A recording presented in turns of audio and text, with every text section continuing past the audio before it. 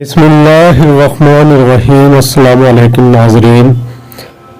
एक पारसा को सोने की ईंट कहीं से मिल गई। दुनिया की इस दौलत ने उसके नूर बातन की दौलत छीन ली और वो सारी रात यही सोचता रहा कि अब मैं संगे मरमर की एक आलीशान हवेली बनवाऊंगा, बहुत से नौकर चाकर रखूंगा, उम्दा खाने खाऊंगा और आला दर्जे की पोशाक सलवाऊंगा।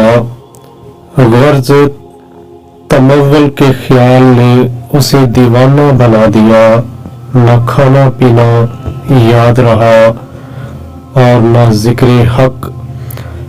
सुबह को इसी ख्याल में मस्त जंगल में निकल गया।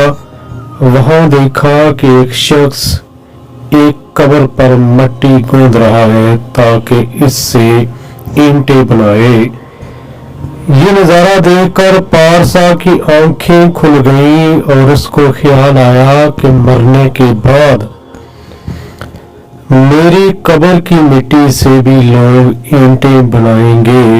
आलीशान मकान, आला लिबास और उम्दा खाने सब यहीं धरे रह जाएंगे। इसलिए सोने की ईंट से दिल लगाना बेकार है। हाँ, दिल लगाना है तो अपने खालिक से लगा। ये सोचकर उसने सोने की ईंट कहीं फेंक दी और फिर पहले की तरह ज़हदो कनात की जिंदगी बसर करने लगा।